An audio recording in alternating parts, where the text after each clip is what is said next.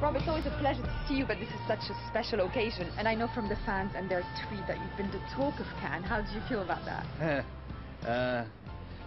No, I mean, it's amazing. I mean, I always looked at Cannes thinking, the last time I was here, I felt like such an imposter, and I was just like piggybacking off, because Twilight, the first Twilight had just come out, I think. True.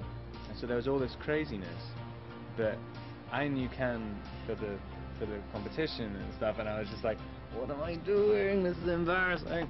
But to be in competition just a few years later, it's amazing. I'm just like so thrilled about it.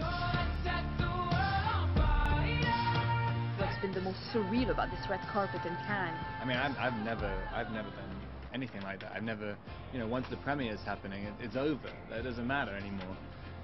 But this, you know, the day of the screening is terrifying. You have the reviews coming out in the morning, so you're terrified about that. And you're doing interviews as well, so you're like looking on your phone, like looking at the reviews going. And then, you know, when you do the screening where people can potentially like leave or boo, like normally a premiere is, you know, it's all your friends. It's scary, but it's exciting though. It's cool. The fans also wanted to know, you read a lot of books, and this is yet another book adaptation. So is there a book you would like to adapt? There's one book I've always thought, this book called Money by Martin Amis. I've always wanted to do it, and I was trying to write one for a long time when I was younger. It just got made into a TV series, but I want to play the part. But I had to be like in my 40s, like, so it's a while. And is there a movie that you love, you're passionate about, and you can't get enough of, and you know, watch over and over and over again? I watched Fear and Loathing in Las Vegas about 1 million times, and I used to know every line in it. And One Flew Over the Cuckoo's Nest, I've seen tons of times. The Mask, I've seen the Mask. Like, all these things when I was younger, I used to like I'd memorize every single line, and then just watch it and just say the lines along the movie. It's ridiculous. Like no emotion.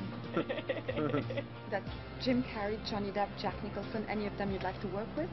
All of them, definitely. Like, I love Jim Carrey. I think he's like I think he's amazing.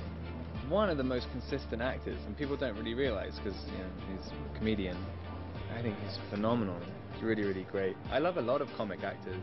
I love Eddie. I want to do a film with Eddie Murphy. Well, it's quite interesting because now you have your whole career ahead of you, and it's a turning point with those types of films. Are you excited about the future, about, you know, the post-Twilight years? Yeah, no, it's cool. I mean, there was something nice about doing Twilight where you could. I always felt you could experiment in between, and then you could kind of take a risk, and you'd always have another Twilight movie to go back to. But now there isn't one. Like, that fear is kind of, it makes things easier to decide. Like, you kind of see what you like more. Now that there's no more Twilight films, I'm like, this has to work. Like, I mean, literally, like, so it's kind of, it's nice. It makes you stronger, I think.